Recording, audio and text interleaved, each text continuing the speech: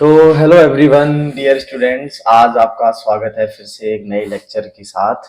और आज के लेक्चर में हम बात करने वाले हैं इकोलॉजी के एक बेहद शानदार कंसेप्ट इकोलॉजिकल स्टेबिलिटी की।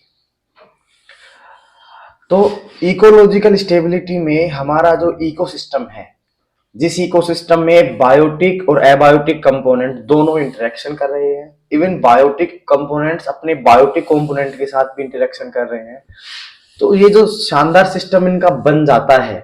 और सिस्टम बनने के बाद क्या पता कोई ऐसा व्यवधान आ जाए, हो सकता है कोई कैटास्ट्रोफी एक्टिविटी हो जाए, उस चक्कर में पूरा इकोसिस्टम डिस्ट्रक्ट हो जाता है। लेकिन इकोसिस्टम ये चाहता है कि वो स्टेबल रहे, तो स्टेबल रहने के लिए वो उसके लिए स्टेबिलिटी दर्शाता है, उसको वापस से रिकवर करता है। तो एक ऐसा गुण या एक ऐसी क्षमता इकोसिस्टम की जिसमें इकोसिस्टम खुद को स्टेबल रखने का ट्राई करता है, उसको क्या कहते हैं? Ecosystem stability. It is ability of an ecosystem to maintain a steady state. Steady मतलब एक स्थिर स्टेट जिसमें बायोटिक कंपोनेंट भी अच्छे तरीके से रहे, इनकी संख्या नियत रहे। नंबर्स नंबर्स इट मीन्स कि मान लो कोई इकोसिस्टम है जिसमें एक फूड चेन बनी हुई है, और उस फूड चेन के अंदर प्रोड्यूसर्स हैं, प्रोड्यूसर को खाने वाले प्राइमरी कंज्यूमर्स हैं, और वो उनको भी आगे कौन खा लेगा? सेकेंडरी कंज्यूमर, और ऐसे टर्शरी कंज्यूमर या फिर टॉप लेवल कंज्यूमर इनको खा रहे होंगे लास्ट में।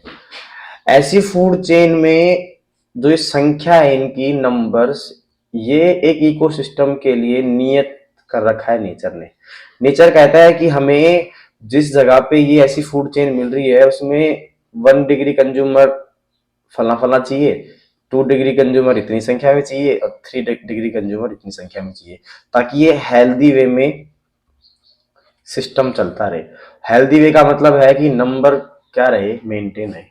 तो इस हेल्दी वे में कोई इकोसिस्टम रन कर रहा है, तो अगर वो हेल्दी वे बिगड़ जाए, हो सकता है यहाँ पे कोई डिजीज के चक्कर में ये मर जाए, और मरने से संख्या बिगड़ गई तो 2 डिग्री कंज्यूमर की संख्या बिगड़ने से इनकी संख्या में भी अंतर आएगा और इनकी संख्या में भी अंतर आएगा। तो ये अंतर के कारण ही इकोसिस्टम डिस्ट्रक्ट होने वाला है। इसकी जो स्थायी अवस्था है, स्टेडी स्टेट है, वो बिगड़ने वाली है।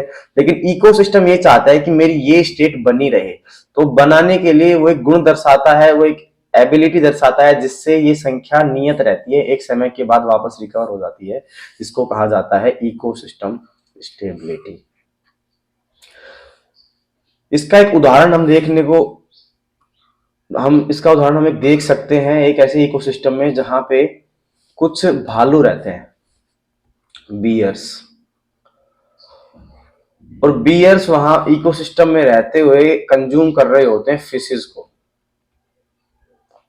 और फिशेस भी अगर उसका नाम लिख दूं तो सैल्मन नाम की एक फिश होती है, जहां एक नदी के अंदर, मान लो ये कोई नदी है और इस नदी के अंदर सैल्मन नाम की फिश है, और इस फिश को ये कंज्यूम करते हैं। देखो ये फिश रही इनके हाथ में, ये खा रहे होंगे।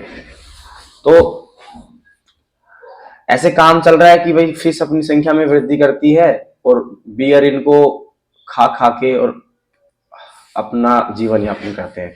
यानी बियर डिपेंड है किसके ऊपर? फिश के ऊपर, और इनका एक इकोसिस्टम बना हुआ है। तो जो ये इकोसिस्टम बना हुआ है, इसमें डिस्टरबेंस आता है, इस इकोसिस्टम में अनहेल्दीपना आ जाता है। अनहेल्दी बन जाता है। कैसे बनेगा?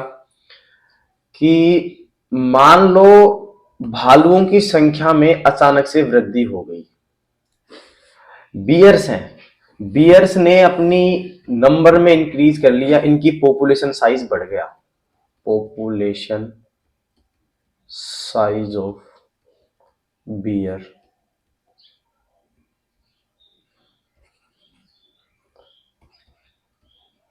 इंक्रीज। अगर मान लो बियर का साइज बढ़ता है, तो इस नदी के अंदर जितनी भी फिश है, ये फिश ज्यादा खाएंगे। अगर मान लो एक की जगह 2-3 बियर आ गई, ये आ गया, ये आ गया, और आ गए, और आ गए, तो ये क्या करेंगे, ज्यादा मात्रा में कंज्यूम करेंगे फिशेस को। तो जब ये फिश को कंज्यूम करना स्टार्ट कर देंगे ज्यादा मात्रा में, तो जो नंबर नेचर ने डिसाइड किया था फिश का वो कम होने लग जाएगा। तो ये इकोसिस्टम बेकार हो गया, अब ये इकोसिस्टम अनहेल्दी हो गया, अब ये अपनी स्टेडी स्टेट में नहीं है। लेकिन इकोसिस्टम के अंदर तो एबिलिटी होती है ना खुद को रिवाइव करने की। तो ये क्या करने वाला है इकोसिस्टम, जब फिश की संख्या बहुत कम हो जाएगी तो बियर बढ़ रहे हैं, बियर अपनी लगातार गति से बढ़ते रहेंगे, संख्या अपनी ज्यादा करते रहेंगे, और ज्यादा करते रहेंगे, इनको फूड की भी ज्यादा नीड होगी, तो फूड की होगी तो ये संख्या लगातार कम होती रहेगी।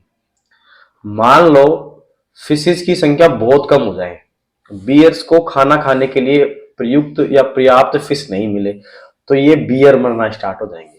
पहले तो अगर आपको इसका मैं संख्यात्मक रूप से विश्लेषण करना स्टार्ट करूं, तो मान लो 100 भालू हैं एक इकोसिस्टम में जो 10,000 फिशेस को कंज्यूम करते हैं, और ये फिश भी अपनी संख्या बढ़ाती रहती है और खुद को मेंटेन रखती है 10,000 तक, और ये बियर्स भी खुद को 100 की संख्या में मेंटेन रखते हैं। ऐसा नहीं, ऐसा वो इकोसिस्टम है, वो अपनी कैपेसिटी रखता है कि बस मेरे को इतना ही इनको रखना है मेरे पास।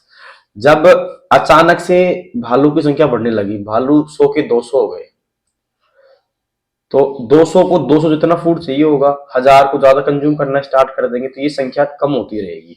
ये 10,000 की क्या होने लग जाएगी, 8,000 होने लग जाएगी, 8,000 से फिर 7,000 हो जाएगी। जैसे ये संख्या कम हो रही है वैसे ये संख्या बढ़ती रहेगी। 200 से बियर बियर कोशिश करेंगे कि बढ़े आगे, 250, 300, 350 ऐसे बढ़ना स्टार्ट हो जाएगी। जब इस तरीके से संख्या बढ़ती रहेगी तो ये फिशेस की संख्या बहुत कम हो जाएगी, 1000 पे आ जाएगी, फिर ये 800 पे आ जाएगी, ऐसे को बहुत कम हो जाएगी। तो अब इस कंडीशन में देखा जाए तो 350 भालू हैं, मान लो एक टाइम पे 350 भालू हो जाएंगे, और उनके लिए 800 ही फिशेस क्या है नदी के अंदर है। तो यहाँ पे क्या होने लग जाएगा, इनबैलेंस हो जाएगा फूड के अंदर। और इनबैलेंस कैसे होगा, सो तो जब 100 को 10,000 की नीड पड़ रही थी, लेकिन यहाँ 350 को 800 मिल पा रहे हैं, तो यहाँ पे अब भालू मरना स्टार्ट हो जाएंगे। भालू भूख के कारण मरेंगे, भूख के कारण मरेंगे, रिसोर्स के लिए कंपटीशन करेंगे। जो इन भालुओं में सक्षम होंगे, फिटेस्ट होंगे, वो फिटेस्ट तो फूड कंज्यूम कर पाएंगे। लेकिन जो भालू फिट नहीं होंगे, जिन भालुओं के अंदर क्षमता नहीं होगी, लड़ाई करने के बाद फूड नहीं ले पा रहे होंगे, उस अवस्था में वो मरना स्टार्ट करेंगे बाई स्टार्विंग, बाई भूख। तो इससे क्या होगा, जैसे ही भालू कम होने लगेंगे तो ये 350 से कम होते होते 50, 40, 30 ऐसे पहुंच जाएंगे। अब इस कंडीशन में मान लो 30 से 20, 10 पहुंच गए, 10 हो गए मान लो इको सिस्टम में भालू, तो अब मछलियों में, साल्मन फिशेस में स्ट्रेस कम हो गया प्रीडेटर का। अब मछलियां क्या करेंगी, अपनी संख्या में फ्रीली ग्रोथ कर सकती हैं। 800 से लेके वापस ये बढ़ना स्टार्ट करेंगी, और बढ़ते बढ़ते बढ़ते बढ़ते एक समय ऐसा आएगा जब ये बढ़ती रहेंगी। लेकिन इकोसिस्टम अब भी हेल्दी वे में तो नहीं पहुंचा, इकोसिस्टम ने अपनी स्टेबिलिटी नहीं दर्शाई। तो इस टाइम पे क्या करने वाला है इकोसिस्टम, कि जैसे ही संख्या बढ़ेगी मछलियों की, तो इन 10 फिश जो हमारे पास मिली है, इनको आराम से खाना मिलने लग जाएगा। जैसे इनको खाना मिलेगा तो ये भी अपनी संख्या में वृद्धि करेंगे और वापस आते हुए अपनी स्टेडी स्टेट में चले जाएंगे। तो इस तरीके से एक बार किसी भी कंपोनेंट की संख्या में कमी या वृद्धि हुई थी, लेकिन उसने क्या किया कि नेचर के इकोलॉजिकल स्टेबिलिटी के रूल को फॉलो करते हुए वापस से एक हेल्दी अवस्था में खुद को बना लिया। और ये जो एबिलिटी होती है इकोसिस्टम की, खुद को एक स्टेडी वे में रखती है, खुद को एक स्थायी संख्या में नियत रखती है, तो उसको क्या कहा जाता है, इकोसिस्टम स्टेबिलिटी। इकोसिस्टम का वह गुण, इकोसिस्टम की वह क्षमता जिससे इकोसिस्टम खुद को मेंटेन रखता है एक स्टेडी स्टेट में। तो वो किसके बाद, स्ट्रेस या डिस्टरबेंस के बाद भी, तो उसको क्या कहा जाता है, इकोसिस्टम स्टेबिलिटी। ठीक बात। तो ऐसे इकोसिस्टम स्टेबिलिटी किसके कारण होती है, इकोसिस्टम स्टेबिलिटी जो एबिलिटी देते हैं इकोसिस्टम को, ऐसे कौन कौन से गुण होते हैं, इनको पढ़ने के लिए हम दो गुणों की व्याख्या करते हैं। सबसे पहला आता है रेजिस्टेंस। तो रेजिस्टेंस क्या होता है, रेजिस्टेंस एक, हिंदी में बोलते हैं इसको प्रतिरोध, पढ़ा होगा हमने, रेजिस्टेंस को प्रतिरोध कहा जाता है। देखो, the ability of ecosystem to remain at a equation spite of disturbance is called resistance. Kind of एक ऐसी ताकत इकोसिस्टम की जो उसको डिस्टरबेंस के द्वारा प्रभावित होने ही नहीं देती। मान लो हमारे पास दो प्रकार के डिस्टरबेंस आ जाए, एक तो सूखा पड़ जाए, ड्रोट कंडीशन आ जाए। ड्रोट मतलब पानी नहीं है नेचर में, तो सूखा पड़ने के कारण हमारा मान लो इकोसिस्टम में जो प्राइमरी कंपोनेंट होता है, जो ऑटोट्रोपिक कंपोनेंट होता है, जिसको हम प्लांट्स कहते हैं, वो प्लांट कैसा हो जाए, वो प्लांट मरने लग जाए, है ना। ये कंडीशन आएगी अगर सूखा पड़ जाएगा। लेकिन इकोसिस्टम के अंदर कुछ ऐसे ट्रेट्स होते हैं, कुछ ऐसी एबिलिटीज होती है जो सूखे के बावजूद भी पौधों को मरने नहीं देती। उसके क्या कारण हो सकते हैं? उसका कारण हो सकता है ड्रोट रेजिस्टेंस, कि भाई हमारा इकोसिस्टम सूखे के प्रति रेजिस्टेंट है। और वो अपना रेजिस्टेंस कैसे दिखाएगा कि मैं रेजिस्टेंस हूं उसके प्रति? वो दिखाने के लिए कहेगा कि भाई देखो, अगर मान लो कुछ पौधे मरते हैं, आपके पास सूखा आया, सूखा आने के कारण क्या हुए, पौधे मर गए, तो जिस जमीन के अंदर गिरे हैं ना वो, तो वहां पे ऑर्गेनिक कंपोनेंट की संख्या बढ़ गई। ये ऑर्गेनिक कंपोनेंट की संख्या बढ़ गई। ऑर्गेनिक कंपोनेंट जैसे ही मिट्टी के अंदर बढ़ते हैं तो मिट्टी के अंदर ड्रोट रेजिस्टेंस आ जाता है, आगे फिर वो पौधों को मरने नहीं देता। अगर सूखा भी है तो उसके प्रति अडेप्टेशन दिखा देता है। कैसे दिखाएगा? देखो, ऑर्गेनिक मैटर होता है ना, वो पोरोसिटी बढ़ा देता है सोइल की। पोरोसिटी का मतलब होता है कि उसके कणों के मध्य स्पेस ज्यादा बढ़ जाता है, जिससे पानी वहां पे इकट्ठा हो जाता है। तो मान लो ये सोइल के कण है, इस सोइल के कण कहाँ कहाँ हो जाएंगे? दूर दूर हो जाएंगे। दूर दूर होने से इनके बीच में पानी इकट्ठा हो सकता है। पानी इकट्ठा हो गया तो जो पौधे हैं इस पानी को आराम से अब्जॉर्ब कर पाएंगे। मान लो सूखा पड़ रहा है बाहर नेचर में, तो भी पानी की कम आवश्यकता होगी पौधों को। जो जो ऐसे क्षेत्र में जहाँ पे ऑर्गेनिक मैटर ज्यादा है वहां पे लगते हैं, तो उन उन पौधों को ज्यादा पानी देने की जरूरत नहीं पड़ती। अगर वो एरिया ड्रोट से जूझ रहा है, वो एरिया सूखे से जूझ रहा है, तो उस कंडीशन में भी हमारा जो पौधा है वो आराम से ग्रो कर पाएगा, क्योंकि उसकी होल्डिंग वाटर कैपेसिटी ज्यादा हो गई और वो ऑर्गेनिक मैटर उसमें बढ़ गया। तो इस तरीके से जब सूखा आता है तो पौधे मरते हैं, पौधे मरने के कारण वहां पे ड्रोट रेजिस्टेंस की स्थितियां मिल जाती हैं। ठीक है। ऐसा ही एक दूसरा रेजिस्टेंस होता है जिसको बोलते हैं इन्वेजियन रेजिस्टेंस। मतलब अगर ऐसा रेजिस्टेंस जो किसके विरुद्ध अपना काम दर्शा रहा हो, इन्वेजियन। इन्वेजियन का मतलब होता है बाहरी आक्रमण। मान लो एक मैराइन इकोसिस्टम है, मैराइन इकोसिस्टम के अंदर बाहर से कोई स्पीशीज इंट्रोड्यूस कराई जाती है तो उसमें हानि देखने को मिलती है। Same goes to terrestrial ecosystem. वहां पे अगर कोई बाहर से लाके कोई स्पीशीज इंट्रोड्यूस कराई जाती है तो उसमें क्या समस्या देखने को मिलती है। जैसे फिलहाल कुछ शायद 1-1.5 साल पहले नरेंद्र मोदी जी ने शायद मध्य प्रदेश के किसी फॉरेस्ट के अंदर बाहर से टाइगर इंट्रोड्यूस करवाए थे, लेपर्ड इंट्रोड्यूस कराए थे, आई थिंक, जितना मेरे ध्यान नहीं आ रहा कौन सा जीव था। तो उसके बाद जो इकोलॉजिस्ट थे उन्होंने अपनी चिंता जताई थी कि अगर ये बाहर की स्पीसीज हम लेके आते हैं यहाँ से, तो यहाँ की जो लोकल स्पीसीज है, नेटिव स्पीसीज है, उनको खतरा महसूस हो जाएगा। नेटिव स्पीसीज को खतरा होने से यहाँ का इकोसिस्टम नष्ट हो सकता है। लेकिन हमारा इकोसिस्टम क्या दर्शाता है? उसके प्रति भी रेजिस्टेंट दर्शाता है। वो उनके द्वारा उत्पन्न खतरों को बाईपास कर देता है। जैसे एक एग्जांपल लेते हैं हम, कैसे करता होगा, पहले तो प्रोसेस समझे। प्रोसेस समझने के लिए हम बात करते हैं कि हमारा जो एक इकोसिस्टम बना हुआ है, उस इकोसिस्टम को बायोडायवर्सिटी ने पूरा कवर कर रखा है। उसके अंदर रिसोर्सेज जितने भी मौजूद होंगे, जितना भी रिसोर्सेज का मतलब होता है स्पेस, फूड और मेट, तो खैर स्पेशली किसी स्पीशीज के लिए बात करते हैं, लेकिन कम्युनिटी में कम से कम स्पेस और फूड, ये दो चीजें तो रिसोर्सेज के रूप में कंसीडर करी जाती हैं। तो ये दोनों चीजें क्या होंगी? ये दोनों चीजें well organised and well separated रहेंगी।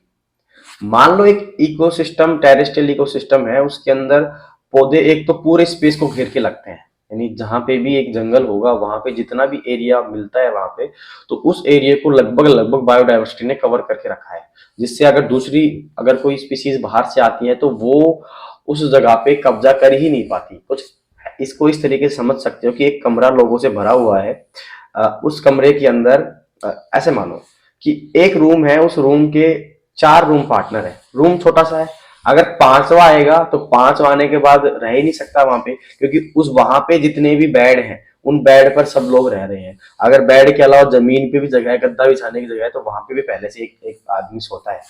खाना खाने के लिए इनफ स्पेस है, खाना खाने के लिए भी जगह नहीं है वहां पे, रहने के लिए जगह नहीं है ना। इस तरीके से ही जो बाहर से स्पीसीज आएंगी किसी इकोसिस्टम के अंदर, उनको रहने की जगह नहीं मिलेगी। एक तो ये बात। दूसरी, जो फूड होगा, फूड को वेल ऑर्गेनाइज तरीके से सेपरेटेड किया जा चुका होगा कि कि भाई हमने पढ़ा था ना, नीस सेग्रीगेशन, निस सेपरेशन, निस पार्टीशनिंग, ये सारा काम करके रखती है कौन? स्पीसीज। की भाई अगर बैक्टीरिया की भी स्पीसीज है, कोई एक प्लांट के अंदर अपना होस्ट प्लांट मान के उसके अंदर अपना जीवन यापन करती है, तो वो क्या होने वाला है? क्योंकि बैक्टीरिया ने रिसोर्स पार्टीशनिंग पहले से कहा था कि भाई टहनी पे तो तू रहेगा, मैं यहाँ पे तने पर रहूंगा और मैं जड़ के अंदर रहूंगा। तो इस तरीके से पूरा कब्जा करके रखते हैं, फूड के साथ भी और स्पेस के साथ भी। तो बाहर से अगर कोई स्पीसीज आती है तो उनको वहां पे रहने की जगह नहीं मिलती, इसलिए वो इकोसिस्टम क्या दिखाता होगा? Invasion resistant. तो वो क्षमता जिससे बाहर की स्पीसीज वहां पे रहने के सक्षम नहीं रहे, तो उसको इन्वेजन स्पीसीज, इन्वेजन रेजिस्टेंट के अंदर कंसीडर करेंगे। जैसे जैसे कुछ बेंथिक कम्युनिटीज होती हैं। बेंथिक बेंथिक का मतलब होता है जो समुद्र का सी फ्लोर होता है, तला होता है ना, तली होती है समुद्र की, वो। तो उसके अंदर लिमिटिंग फैक्टर होता है स्पेस, मतलब स्पेस लिमिटेड रहता है। स्पेस के अंदर स्पेस बचता नहीं है, इस कारण से बाहर से कोई स्पीसीज आती है ना, तो वो वहां पे इन्वेजन नहीं कर सकती। लेकिन कई कबार देखने को मिलता है कि अगर स्पेस रह जाता है तो बाहर से कोई स्पीसीज आके, मतलब दूसरी जगह की स्पीसीज आके वहां पे रहने लग जाती है और आसपास के जो नेटिव फ्लोरा है, नेटिव फौना है, उनको नुकसान करके इधर उधर कर देती है। तो ये तो बात हुई उस रेजिस्टेंस की जो इनको आने नहीं दे रहा। कुल मिला के अगर मैं एक डायग्राम बनाऊं कोई खाली सी स्पेस पे, जैसे यहां बना देता हूं कि भाई एक ये ये कोई पर्सन है, ये क्या कर रहा है? ये कर रहा है अपनी थाली के अंदर जो खाना है, ये रोटी है, ये 2 सब्जी है, ये 1 गिलास दूध का है, ऐसे मान लो। तो कोई और आ रहा है खाने के लिए, है ना, तो ये इसको रोकता है, ये इसको रोकता है इस खाने को खाने के लिए, है ना। तो ये क्या कर रहा है? रेजिस्टेंट बन रहा है इस खाने का कि तुझे यहाँ पे नहीं आने दूंगा, खाना नहीं खाने दूंगा। इसी तरीके से जो रेजिस्टेंस का गुण है, वो रेजिस्टेंस का गुण ये पर्सन है जो इस इकोसिस्टम को व्यवधान होने से रोकता है। चाहे सूखे की बात हो, चाहे बात हो दूसरी कोई फॉरेन स्पीसीज उसको वहां पे आने से रोकने की। ठीक बात है ना। तो आपके लिए कमेंट में एक सवाल रहेगा कि ये कौन है आपकी क्लास में, उसका नाम लिख सकते हो, है ना। तो अब हम दूसरे गुण की बात करते हैं, रेजिलियंस। तो रेजिलियंस के लिए एक मैंने फोटो जोड़ी है इस बॉल की। ये फुटबॉल है ना, फुटबॉल मान लो, अभी फुटबॉल ही लगती है, वैसे तो वॉलीबॉल भी हो सकती है। जैसे वॉलीबॉल है, ये पानी के बाहर तैर रही है, तो मैं इसको अगर डुबाने का प्रयास करूं तो डूब जाएगी। जैसे हाथ से पकड़ रखा है, इसको डुबाया मैंने तो डूब जाएगी। लेकिन जैसे मैं उसके ऊपर से हाथ उठा देता हूं तो ये बाउंस बैक करके पुनः इसी अवस्था में आने वाली है। सही बात है ना। तो इकोसिस्टम भी कुछ इस तरीके से ही होता है। एक गुण ऐसा भी दर्शाता है जो मैंने आपको अभी चीज बताई है उसके बारे में। क्या क्या दर्शाता होगा कि मान लो पानी के ऊपर तैरती हुई फुटबॉल एक इकोसिस्टम है, यानी इकोसिस्टम का गुण है कि वो पानी के ऊपर से तैरता रहता है। अगर कोई बाहर से व्यवधान आए और उसको थोड़ा डिस्ट्रैक्ट कर भी दे, उसका रेजिस्टेंस फेल हो जाए और वो उस दीवार को पार करके इस इकोसिस्टम को अंदर डुबो भी दे, लेकिन जैसे वो हाथ उठाएगा ना तो वो तुरंत क्या आ जाएगा? अपनी नेचुरल स्टेट में आ जाएगा। तो यही रेजिलियंस कहलाता है कि एक फुटबॉल का या इकोसिस्टम का व्यवधान होने पर भी वापस से अपनी नॉर्मल कंडीशन में आ जाना, है ना। कितनी जल्दी आता है, कितनी जल्दी आता है, ये रेजिलियंस का स्पेक्ट्रम होगा कि भाई ये तो बहुत जल्दी आता है, तो इसका रेजिलियंस बहुत ज्यादा है।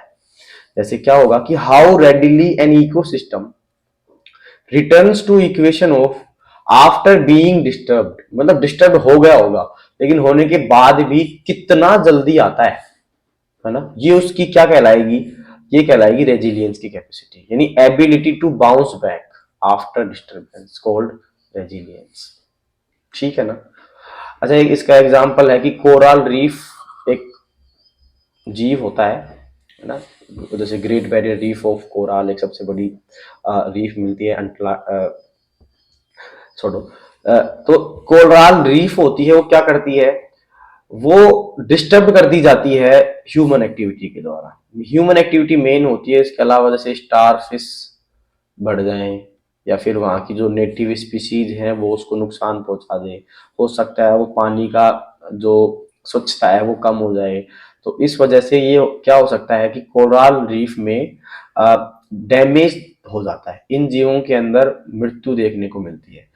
तो जैसे ही कोई ह्यूमन एक्टिविटी हुई, जैसे ही कोई बाहरी डिस्टरबेंस मिला, तो कोरल रीफ ने अपने अंदर क्या दर्शाया है, क्षति दर्शाई है।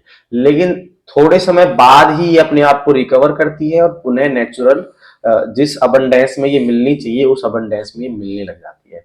तो ये उस कोरल रीफ का रेजिलियंस कहलाएगा कि आफ्टर डिस्टरबेंस, यानी उसकी क्षति पहुंचाने के बाद भी वो अपने आप को बाउंस बैक या रिकवर करके आप खुद को नेचुरल स्टेडी स्टेट में ले आती है ना। तो ये रेजिलियंस होता है। अब हम जितनी देर से डिस्टरबेंस की बात कर रहे थे कि डिस्टरबेंस डिस्टरबेंस डिस्टरबेंस की डिस्टरबेंस होने होने को रोकने के लिए हमारे पास इकोलॉजिकल स्टेबिलिटी पाई जाती है, इकोसिस्टम की स्टेबिलिटी पाई जाती है। एक गुण होता है जो रोकता है डिस्टरबेंस के प्रभाव को, वो रेजिस्टेंस कहलाता है। या फिर अगर रेजिस्टेंस रोक भी नहीं पाया और इकोसिस्टम को हानि भी पहुंच गई, तो इकोसिस्टम खुद को रिकवर भी बहुत जल्दी कर पाता है, ये गुण रेजिलियंस कहलाता है। लेकिन वो जो व्यवधान कारक है जिनसे हमारे इकोसिस्टम को नुकसान होने वाला है, वो नुकसान के कारक कौन कौन से होते हैं उसको हम पढ़ते हैं इकोलॉजिकल डिस्टरबेंस में, जिनको एक टर्म और दी जाती है हमारे द्वारा जिसको कहा जाता है पर्टर्बेशन। क्या होता है इकोलॉजिकल डिस्टरबेंस, इसके बारे में हम थोड़ा सा बात करते हैं। तो ecological disturbance is a quick change is a cause a ecosystem temporary in environmental condition that cause a pronounced great change in a physical structure or an arrangement of biotic and abiotic elements। अगर environmental condition में quick change हो जाए या फिर other conditions में quick change हो जाए जिससे इसके biotic और abiotic element के अंदर physical change आ जाए, तो normal situation से fluctuate हो जाए, तो जो कारक इनको कर देते हैं उनको डिस्टरबेंस कहा जाता है ना। इसको बहुत ज्यादा समझाने की आवश्यकता नहीं है क्योंकि हमने जो 3 टॉपिक पढ़े हैं इसी लेक्चर में, उन 3 टॉपिक में यही चल रहा था, इसी के लिए वो तीनों गुण हमें देखने को मिल रहे थे। तो देखो यहाँ पे जैसे स्टोर्म आ रहा है, यहाँ पे पानी के अंदर कार है ये, तो ये कार के कारण वाटर पोल्यूशन हो रहा है, तो वाटर के अंदर जो इकोसिस्टम चल रहा है उसके अंदर डिस्टरबेंस आने वाला है। ये देखो ये किसी आरामखोर ने लकड़ियां तोड़ ली है ना, काट के ट्रक भर भर के जा रहे हैं, ये एक ही ट्रक नहीं है, इसके पीछे भी है ट्रक, ये मुझे पता है ये देखो आग लग गई, आग लग गई, यहाँ पे देखो माइंस चल रही है, खुदाई चल रही है, ये देखो ड्रोट हो गया, सूखा पड़ गया। तो ये कंडीशंस क्या होती हैं, ये एनवायरमेंटल वो कंडीशंस होती हैं जो फिजिकल चेंज लेके आती हैं इकोसिस्टम के अंदर। तो ये कौन किस किस कारण से हो सकती है, हो सकता है जियोलॉजिकल हो, यानी जमीन के प्रभाव, जैसे भूकंप हो गया, ज्वालामुखी हो गया, उसके कारण आ सकते हैं। हो सकता है एस्ट्रोनॉमिकल हो, उल्का पिंड गिर जाए जमीन के ऊपर, हो सकता है। हो सकता है ये ज्योग्राफिकल हो, जैसे ज्यादा टेम्परेचर के कारण आग लग गई, हो सकता है स्टॉर्म आ गया, हो सकता है हाई रेनफॉल हो गई, फ्लड आ गया, हो सकता है ड्रोट कंडीशन आ गई। तो ये 3 कंडीशन हो सकती है, और ये 2 प्रकार के हो सकते हैं ना भाई, नेचुरल और एंथ्रोपोजेनिक। नेचुरल से मेरा सेंस है कि नेचर के द्वारा कौन कौन सी चीजें आ रही हैं, जैसे मैंने जो बताई ना अभी ये 3 बातें, कि जियोलॉजिकल, ज्योग्राफिकल और एस्ट्रोनॉमिकल, ये तीनों नेचुरल कारण हो सकते हैं। और इन नेचुरल कारणों पे ह्यूमन का कोई हस्तक्षेप हो भी नहीं सकता, यानी उस लेवल पे ना तो ह्यूमन इनको रोक पाता है, उस लेवल पे ना तो इनको पोज कर पाता है। तो ये इतने बड़े डिजास्टर्स होते हैं जो किसी इकोसिस्टम को गहरे तरीके से घाव देकर जाते हैं। लेकिन मान लो किसी किसी, अभी हमने 3 गुण पढ़े हैं ना, ecological stability, ecological resilience, ecological resistance. तो मान लो ऐसी कुछ जगह है जहां पे अक्सर ऐसी चीजें होती रहती हैं, जैसे भूकंप संभावित क्षेत्र होते हैं, जैसे जापान है, जैसे अदर देश है, वहां के इकोसिस्टम में कुछ ना कुछ ऐसा गुण पाया जाता है कि वो खुद को बाउंस बैक बहुत जल्दी कर देते हैं या इनके प्रति रेजिस्टेंस भी दिखा देते हैं। तो जहां पे ये नेचुरल डिस्टरबेंस होते रहते हैं, उन इकोसिस्टम के अंदर इनसे लड़ने के लिए या इनसे बचने के लिए या इनको अवरुद्ध करने के लिए गुण पाए जाते हैं, अडेप्टेशन पाए जाते हैं, है ना। हम एंथ्रोपोजेनिक की बात करते हैं तो एंथ्रोपोजेनिक तो बहुत खतरनाक होता है, इससे भी ज्यादा खतरनाक इस एंथ्रोपोजेनिक को कंसिडर किया जाता है, जहां पे ह्यूमन एक्टिविटी के द्वारा, यानी ह्यूमन एक्टिविटी के द्वारा डैमेज देखने को मिलता है किसके अंदर, इकोसिस्टम के अंदर। तो इस तरीके से हमने आज कुछ टॉपिक पढ़े, उनको एक क्विक रिवीजन के साथ लेक्चर को एंड करते हैं कि भाई इकोसिस्टम स्टेबिलिटी, कि इकोसिस्टम स्टेबिलिटी क्या होती है, एक ऐसी एबिलिटी जिससे इकोसिस्टम अपनी एक स्टेबल अवस्था में, स्टेडी स्टेट में बना रहता है, एक हेल्दी अवस्था में बना रहता है, उसको क्या कहते हैं, इकोसिस्टम स्टेबिलिटी। तो दू, दूसरा हम देखते हैं कि अगर रेजिस्टेंस दिखाएगा इकोसिस्टम किसके प्रति, किसी भी बाहरी परटर्बेशन या फिर डिस्टरबेंस के प्रति, तो यह तो सूखे सूखे के प्रति कैसे दर्शाएगा, और इन्वेडर्स के प्रति या बाहर से जो स्पीसीज आ रही है उनके प्रति कैसे दर्शाएगा। तो ये हमने रेजिस्टेंस में पढ़ा। हमने रेजिलियंस पढ़ा कि बॉल का एग्जाम्पल लेके कि अगर एक इकोसिस्टम को बाहरी कारकों के द्वारा दबाया जाता है तो वो किस तरीके से अपने आप को बाउंस बैक करता है। और लास्ट में हमने 2 प्रकार के डिस्टरबेंस पढ़ के लेक्चर को एंड कर दिया। सो आई होप आपको आज का लेक्चर अच्छा लगा होगा, आपको चीज़ें समझ में आई होंगी, और इनके नोट्स आपको भेज दिए गए हैं और इनका लिंक भी आपको मिल जाएगा डिस्क्रिप्शन बॉक्स में। तो कमेंट डाउन करना, सब्सक्राइब जरूर कर लेना, और साथ में अपना अपना नाम, जिन जिन्होंने लेक्चर यहाँ थैंक यू तक लिया है, वो अपना नाम कमेंट बॉक्स में छोड़ के जरूर जाना, ताकि मुझे पता रहे कि किन लोगों ने ये देख लिया class. So thank you very much, मिलते हैं नेक्स्ट लेक्चर में। आज के लेक्चर का सफर बस यहीं तक।